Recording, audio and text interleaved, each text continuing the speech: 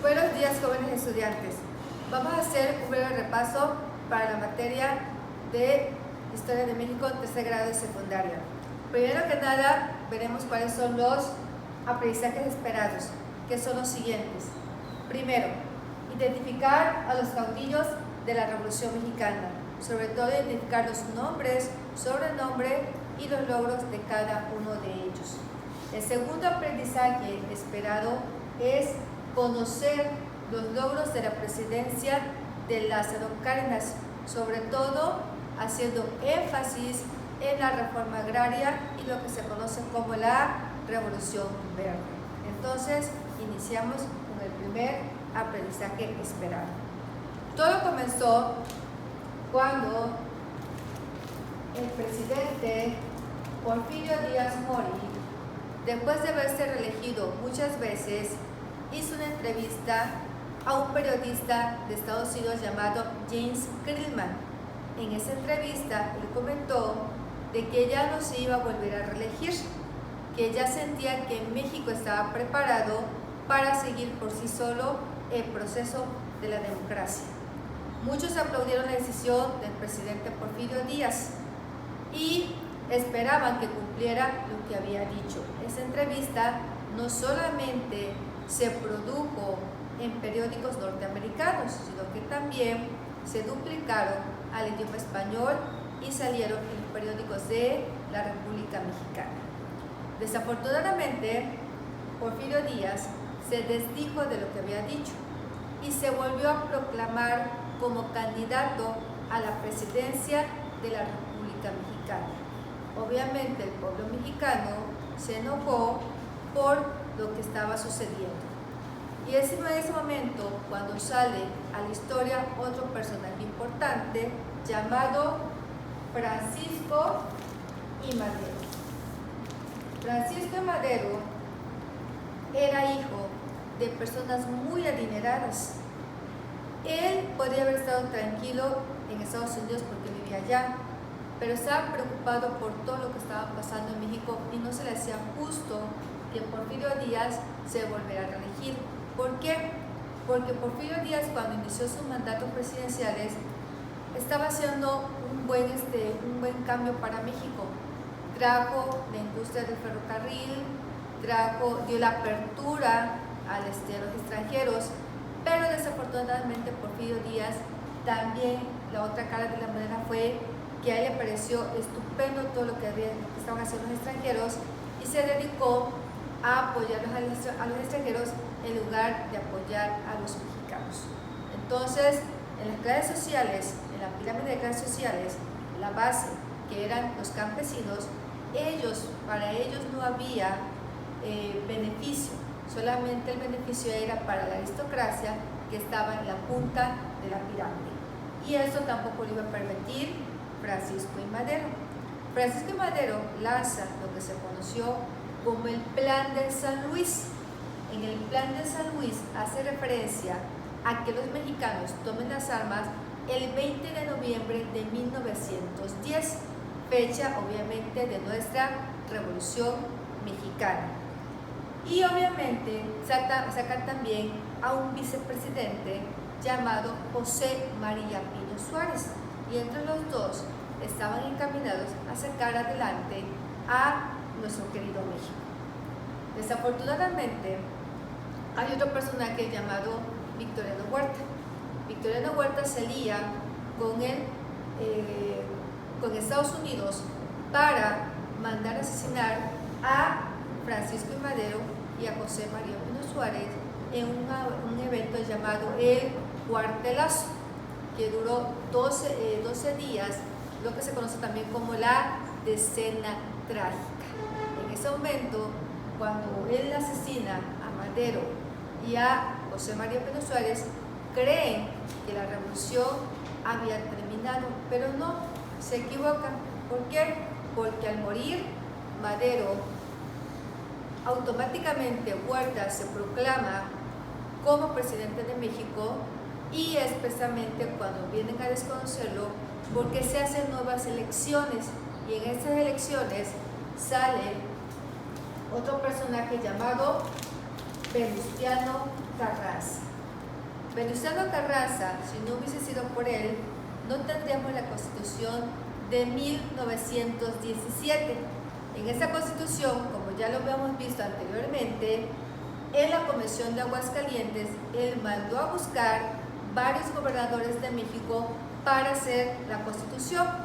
Y también ya vimos en clases anteriores que esa Constitución estuvo también involucrados jornaleros, campesinos, abogados, incluso un actor de cine estuvo involucrado para que se hiciera la Constitución de 1917, que es la que actualmente tenemos hoy en día. Entonces Venustiano Carranza también se coloca como uno de los principales líderes de la Revolución Mexicana. Ya que estos dos estuvieron al inicio y como en medio de la Revolución Mexicana, empiezan ahora sí los caudillos. Y dentro de esos caudillos se encuentra Pancho Villa. Pancho Villa, que ustedes recordarán que su verdadero nombre era Doroteo Arango, pero como era buscado por la justicia, él se cambió su nombre a Francisco Villa. Y aquí, pues coloquialmente le decimos Pancho Villa, y así es como salta la historia, como Pancho Villa. ¿Pero qué quería Pancho Villa? Pancho Villa quería, junto con Madero, hacer el artículo 27 de la Constitución, que era que todas las tierras que se le habían quitado a los campesinos se les restituyeran. Pero el mejor caudillo de la revolución que hizo más énfasis en ello fue Emiliano Zapata. Emiliano Zapata tuvo varias frases que hacen referencia precisamente a lo que él quería, que era devolver la tierra a los campesinos. ¿De dónde viene esa inquietud de Zapata de devolverle la tierra a los campesinos? Por una vivencia que él tuvo cuando era niño. Cuando era niño, el papá de Zapata, llamado Gabriel, un día, Zapata teniendo 7 años, encontró a su papá llorando y le dijo: papá, ¿por qué lloras? Y el papá le dijo: porque me han quitado la tierra.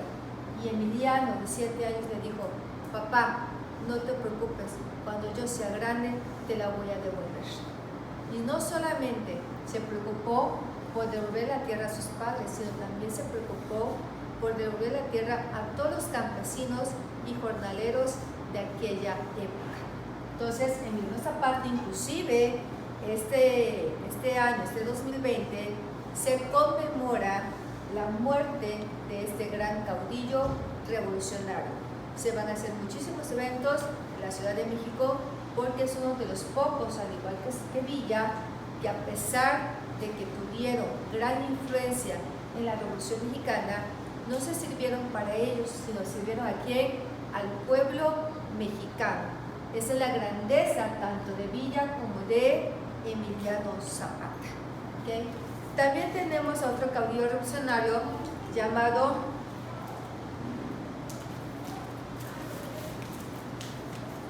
Álvaro Obregón. ¿Okay? Álvaro Obregón, ¿okay?, fue otro caudillo revolucionario que desafortunadamente no influyó mucho en lo que es la Constitución de 1917 que mandó a hacer aquí a Venustiano Carranza, sino que también él apoyó precisamente aquí a Villa y a Zapata. ¿Okay? Ahora, estos 3 caudillos tenían sobrenombre. En el caso de Venustiano Carranza se le conocía como el varón de 4 ciénegas, pero varón con B grande. ¿Por qué? Porque varón con V se refiere al género masculino, pero varón, que le decían a él, era por el título nobiliario. ¿Por qué? Por la educación que él tenía y por la forma en que se comportaba hacia los demás. Entonces, el sobrenombre de Venustiano Carranza era el varón de 4 ciénegas. y Cuatro Ciénegas se refiere al lugar donde él nació. Otro sobrenombre fue el de Pancho Villa, que se le conoció como el Centauro del Norte. Centauro hace alusión a un animal de la mitología grecorromana, que era mitad caballo y mitad humano, y se le llamaba así porque era un gran jinete que parecía que tanto caballo como jinete iban al mismo tiempo, y de hecho él quería mucho su caballo. Entonces por eso se le dio el sobrenombre de el Centauro del Norte, y norte porque él peleó en el norte de la República Mexicana. Otro sobrenombre fue el de Emiliano Zapata. A él se le conoció como el caudillo del sur, precisamente porque él peleó en el sur de la República Mexicana. ¿Okay? Aunque él fue de Cuernavaca, Morelos, todo el sur hizo referencia a lo que él peleó. Y a Álvaro Obregón, él fue mucho más revolucionario que aportar ideas a la Constitución de 1917. Él incluso perdió su brazo en una batalla, y por eso se le conoce como el Manco de Celaya. El Manco por obvias razones, porque perdió su brazo, y Celaya porque fue el lugar que lo vio nacer. Entonces, estos cuatro hacen referencia a los caudillos de la Revolución Mexicana. Y sobre todo, tanto Villa como Zapata hacen aportaciones importantes para que el artículo 27 de la Constitución, que habla que ríos, lagos, lagunas y playas de México no se pueden vender al extranjero, sino que precisamente se le dé a los campesinos. Y de hecho podemos ver que incluso en Cancún, en Quintana Roo, hay muchísimos ejidos, precisamente gracias a quién, a estos revolucionarios. ¿Okay? Plutarco Elías Calles. ¿Okay? Plutarco Elías Calles en sí ya no fue un caudillo de la revolución, pero como fue después de Venustiano Carranza el presidente de México, se le conoce como el último caudillo de esta revolución mexicana. ¿Okay? Lo único importante de él es que a él se le conoce, su mandato de él se le conoce como el Maximato. ¿Por qué? Porque él se autonombró el jefe máximo de la Revolución Mexicana. Después de Plutarco Elías Calles, estuvo en la presidencia de la República Emilio Portes Gil y Abelardo Rodríguez, pero se decía de que ellos realmente no mandaban. El que realmente estaba detrás de él era precisamente Plutarco Elías Calles. Y de hecho, en ese momento, a esta etapa se le conoce como el Maximato. ¿Okay? Después de Emilio Portes Gil, viene otro presidente llamado Lázaro Cárdenas de Río. El general Lázaro Cárdenas de Río. El general Lázaro Cárdenas hace referencia a los logros que ya con él se concretaron después de la Revolución Mexicana. Fíjense muy bien. Villa y Zapata pelearon porque se diera el artículo 27 de la Constitución, regresar a la tierra de los campesinos.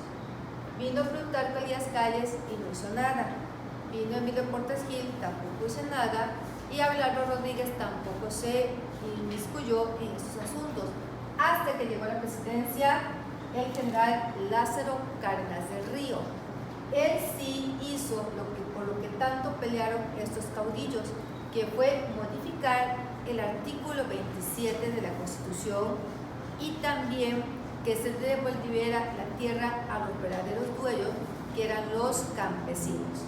De hecho, también fue el único presidente que realmente se acercó al pueblo, sobre todo a los indígenas. Le querían tanto, pero tanto, que de cariño le decían Tata Lázaro, ¿okay? Por el afecto y el cariño que se tenga hacia él. Tata es después, o significa papá en lengua que náhuatl. ¿Okay? Entonces, Lázaro Cárdenas, ¿cuáles fueron sus avances. Sus avances fueron la reforma agraria y que después se hizo la Revolución Verde.